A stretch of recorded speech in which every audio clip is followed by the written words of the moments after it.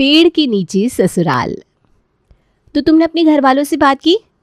नहीं, अभी तक तो नहीं, बस सोच रहा हूँ इस संडे को कर लूँगा। संडे को कर लूँगा? तुम तो ऐसे बात कर रहे हो जैसे कोई मीटिंग है जिसे तुम्हें संडे को करना है। अरे थोड़ा तो उत्साह दिखाओ। तुम हमारी शादी की बात करने जा रहे हो अपने घर वालों से। पता नहीं वो लोग कैसे रिएक्ट करेंगे, गुस्सा करेंगे, तुम्हें मुझसे दूर कर देंगे या मुझे पैसे ऑफर करेंगे।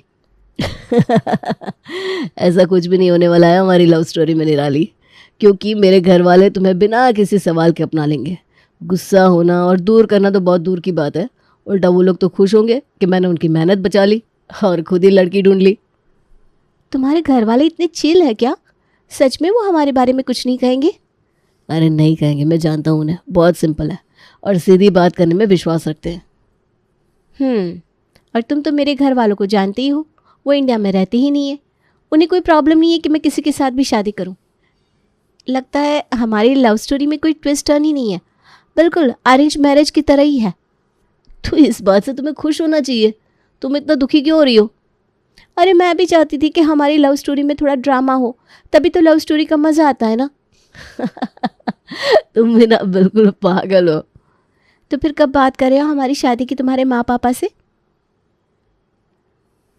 बस कहा तो इस संडे ही बात कर लूँगा और जल्दी ही हम शादी भी कर लेंगे।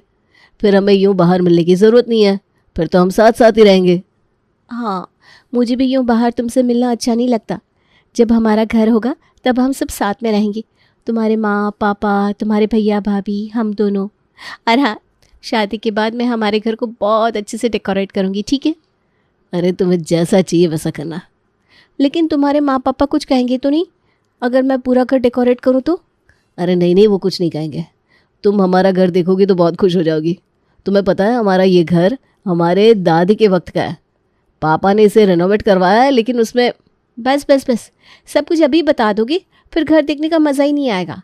इसलिए मैं घर सीधा शादी के बाद देखूंगी। मुझे भी देखना है तुम्हारा इतने साल पुराना घर आखिर दिखता कैसा है। ठीक है, जैसा तुम्हें सही लगे। कार्तिक मिश्रा परिवार का छोटा बेटा था। उसका बड़ा भाई भी था जिसकी शादी हो चुकी थी और अब वो अपने माता पिता से अपनी और निराली की शादी की बात करने जा रहा था। लेकिन जैसे कि उसने कहा था, उसकी फैमिली काफ़ी सीधी सिंपल है, इसलिए उसे ज़्यादा कुछ मेहनत करनी ही नहीं पड़ी उन्हें मनाने के लिए। चलो इस बात पे मुंह मीठा करो, ये तो तूने बड़ी ही अच्छी बात बताई आज। चलो अच्छा है, हमारी मेहनत बच गई लड़की ढूंढने की। अरे आपको क्या हुआ देवर जी, आप क्यों इस तरह हंस रहे हैं? अरे निराली की याद आ रही होगी। अरे नहीं नहीं, मैंने उससे यही कहा था कि मेरे घर वाले यही कहेंगे कि उनकी मेहनत बच गई मेरे लिए लड़की ढूंढने की, और पापा ने अभी यही कहा। तुझे तो पता ही है, हमें ये बेवजह की प्रॉब्लम खड़ी करना आता ही नहीं है। अगर तुझे लड़की पसंद है तो हमें क्या एतराज़ हो सकता है? हाँ, अगर लड़की वालों को कोई दिक्कत हो तो हम उन्हें भी मनाने की कोशिश कर सकते हैं। अरे निराली के माता पिता तो कनाडा में रहते हैं, उनकी मुझसे वीडियो कॉल पे बात हो चुकी है, उन्हें कोई एतराज़ नहीं है। उन्होंने तो मुझसे कुछ पूछा भी नहीं, यूं ही आ कह दी। और क्या चाहिए भाई, सब कुछ हाथ में मिल रहा है। हाँ, नहीं तो लोगों की लव मैरिज पता नहीं किस किस चीज़ से गुजरती है। हमारी लव स्टोरी में शुक्र है ऐसा कोई ड्रामा नहीं है। अरे तो फिर देर किस बात की है, शादी की तैयारियां शुरू कर देते। मैं और निराली सोच रहे थे कि हमें बिल्कुल सिंपल सी शादी चाहिए, ना कोई ताम झाम, ना कोई ज़्यादा धूम धड़ाका, बस एक रिसेप्शन हो, कुछ दोस्त और फैमिली मेम्बर्स हो, इतना ही।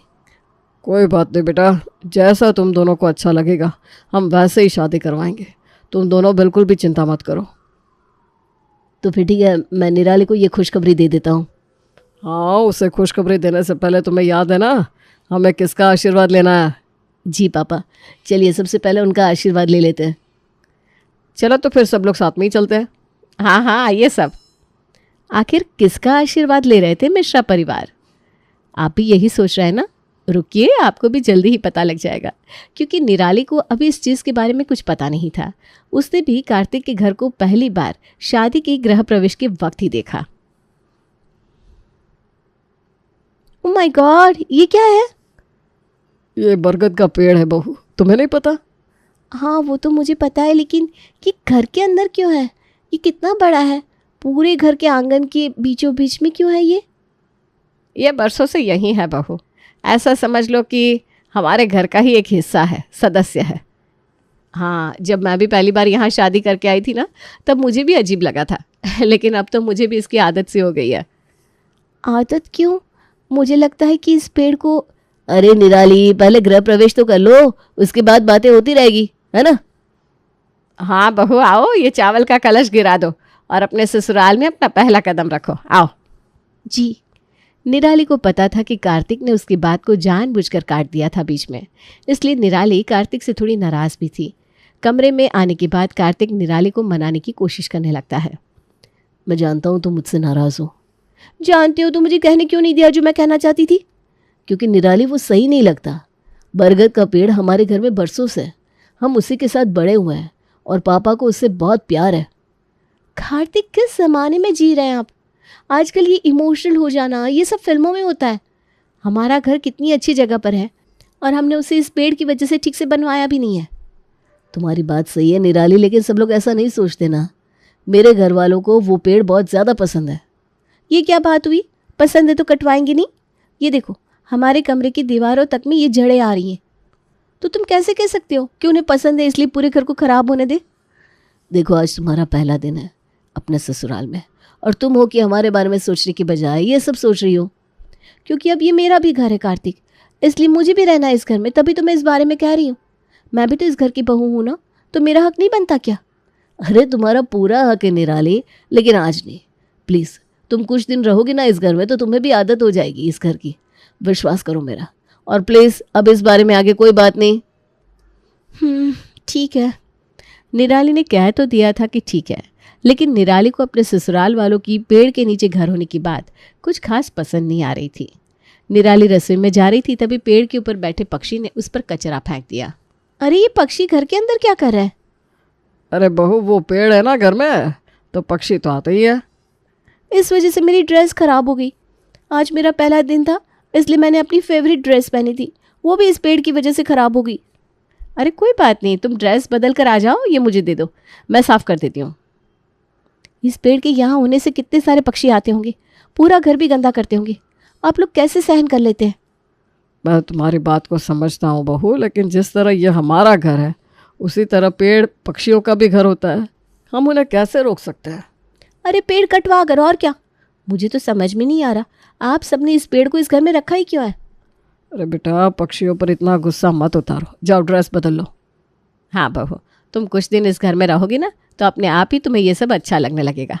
ये पक्षियों का चहकना, आंगन में आ रही पेड़ की ठंडी ठंडी हवा, ये खिसकोलियाँ, सब कुछ। ऐसा कुछ नहीं होने वाला मम्मी जी।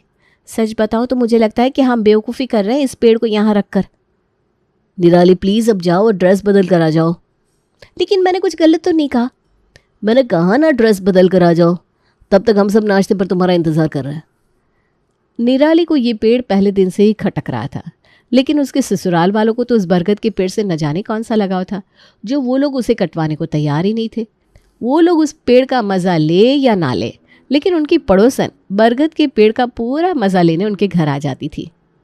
अरे सविता, सच में तुम्हारे यहाँ के पेड़ की छाँव कितनी ठंडी है, तभी तो मैं रोज़ यहाँ आती हूँ।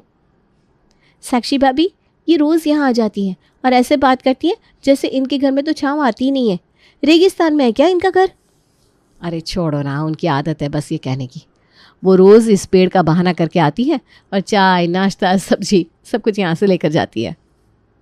अरे साक्षी बहू, नई बहू के साथ मिलकर पकोड़े बना रही हो क्या? बड़ी अच्छी खुशबू आ रही है। तेरी नाक तो बड़ी तेज है रेखा। अरे अब क्या करे, अपना अपना टैलेंट है बस। अरे ज़रा चखा तो दे पकोड़े, देखो तो सही कैसे बनाती है नई बहू पकोड़े। जी आंटी, अभी लाती हूँ। और पकोड़े के साथ चाय भी चढ़ा देना। और सुन, ज़रा अदरक ज़्यादा डालना, चाय का मज़ा नहीं आता अदरक के बिना। मैं तो कहती हूँ नमक ही मिला देते हैं चाय में। अरे छोड़ो ना, इनका रोज़ का है। निराली को पड़ोसन का रोज़ रोज़ आना अच्छा नहीं लगता था। रेखा जब भी आती तब घर से नाश्ता और चाय करके ही जाती, क्योंकि उसके पास बहाना था निराली के ससुराल में पेड़ होने का। अगर ये पेड़ नहीं होता तो ये सब होता ही नहीं। तुम फिर से शुरू हो गई निराली। तुम्हें कितनी बार समझाना पड़ेगा कि इस पेड़ के बारे में ऐसी बातें मत क्या करो। क्यों ना करो? तुम्हें पता भी है इस पेड़ के होने से घर में कितनी दिक्कत हो रही है। फिर वही बात, तुम समझ क्यों नहीं रही हो? हाँ, मैं नहीं समझ रही हूँ, क्योंकि मुझे ये बेवकूफ़ी लग रही है कि मेरा ससुराल इस पेड़ के नीचे है। ऐसा लगता है कि ये पेड़ ही मेरा ससुराल है। मैं नहीं रह सकती इस घर में ऐसे। अगर तुम चाहते हो कि मैं इस घर में रहूं तो तुम्हें इस पेड़ को कटवाना ही पड़ेगा। निराली, ये कैसी बचकाना बातें कर रही हो तुम? ठीक है, तो रहो तुम इस पेड़ के साथ, क्योंकि मैं जा रही हूँ इस घर से। अरे निराली, रुक जाओ बेटा। नहीं पापा जी, मैं अब और ये बेवकूफ़ी नहीं सहन कर सकती, प्लीज़। ठीक है, मैं ये पेड़ कटवा दूंगा। पापा, आप ये कैसी बात कर रहे हैं? अरे आप ये क्या बोल रहे हैं? मैं ये पेड़ कटवा दूंगा। इससे पहले तुम इस पेड़ के इस घर में होने की वजह तो सुन लो, उसके बाद जो तुम्हारा फैसला होगा मुझे मंजूर है। ठीक है, बताइए क्या वजह है इस पेड़ के इस घर में होने की? आज तुम जो ये बड़ा सा मकान देख रही हो, इतने कमरे देख रही हो, ये सब जो कुछ भी आज मिश्रा परिवार के पास है, कुछ बरसों पहले ऐसा कुछ भी नहीं था। कुछ सालों पहले हम जिस गांव में रहते थे, पिपली गांव, वहाँ बाढ़ आ गई। पूरा का पूरा गांव उस बाढ़ का शिकार हो गया। मेरे पिताजी भी बाढ़ में चल बसे। हमारा घर, ज़मीन, सब कुछ ख़त्म होने के बाद मेरी माँ मुझे और मेरी छोटी बहन को जैसे तैसे करके शहर में ले आई थी। लेकिन हमारे पास एक फूटी कौड़ी तक नहीं थी और ना ही कोई सहारा था। हमने कितने लोगों से मदद मांगी, लेकिन किसी ने हमारी मदद नहीं की। चलते चलते माँ हमें इस बरगद के पेड़ के नीचे ले आई। इसकी छाँव में मैं और मेरी बहन ने राहत की सांस ली। जब हमारे पास रहने की कोई जगह नहीं थी, तब मेरी माँ ने इस पेड़ के नीचे अपनी साड़ी को बांधकर एक छोटा सा घर बना दिया और यहाँ जितनी गाय आती थी उनके गोबर के उपले बनाकर बेचने लगी। उसी से हमें कुछ पैसे मिल जाया करते थे। सुबह यही पक्षी हमें उठाते और गाना सुनाया करते थे। तपती धूप जब हमें जलाती, तब यही छाँव हमें बचाती थी।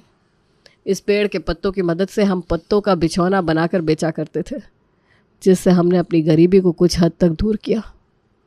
ये पेड़ केवल एक पेड़ नहीं है, मेरे लिए ये एक पिता के साये की तरह है, जिसने हमारा साथ कभी नहीं छोड़ा।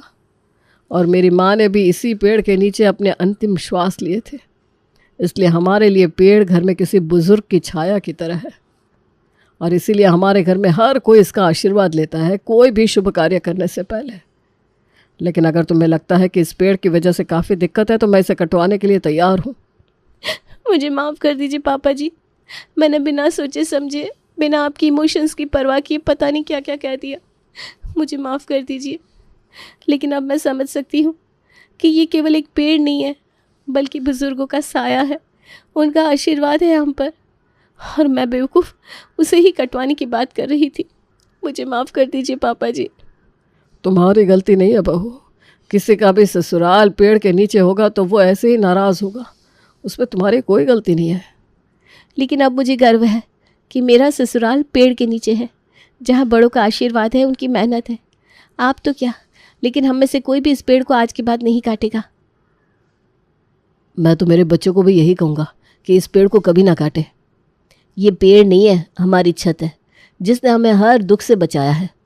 पापा जी, आज मैं भी इनसे आशीर्वाद लेना चाहूँगी और यही आशा करूँगी कि आप सबकी तरह ये भी मुझे दिल से अपनाएंगे। ये देखो कैसे पत्ते गिर रहे हैं, इसका मतलब इन्होंने भी तुम्हें अपना लिया है। चलो आज सब मिलकर इनसे आशीर्वाद लेते हैं, आओ। निराली को जिस पेड़ से इतनी दिक्कत थी, अब उसी पेड़ के नीचे बैठना उसे बहुत अच्छा लगता था। साक्षी भाभी, कितना अच्छा लग रहा है ना, ये चिड़ियों की आवाज़, कोयल के गीत, ये ठंडी ठंडी हवा चल रही है। मैं पागल थी जो ये सब नहीं देख रही थी। तुम्हारी गलती नहीं है। हम बाहरी चीज़ों में इतना खो जाते हैं आजकल कि असली खुशी को महसूस ही नहीं कर पाते। एसी की हवा हमें बंद कमरे में बांध देती है और इन पेड़ों की हवा हमारे मन को ठंडक पहुंचाती है। आपने बिल्कुल सही कहा। मैं इस पेड़ को सजाने के लिए कुछ लाइट्स लेकर आऊँगी कल, और फिर हम मिलकर इसे सजाएंगे। ठीक है। अरे आज क्या बनाया है? अरे रेखा आंटी, आइए आइए, आज तो मैंने कचौरियाँ बनाई है। आइए मेरे पेड़ के नीचे ससुराल के मज़े लीजिए आप भी। क्या बात है, आज बड़ी चहक रही है छोटी बहू। क्योंकि मैं बहुत खुश हूँ, आखिर इतना प्यारा सा है मेरा पेड़ के नीचे ससुराल। आप बैठिए, मैं अभी कचौरी और चाय लेकर आती हूँ।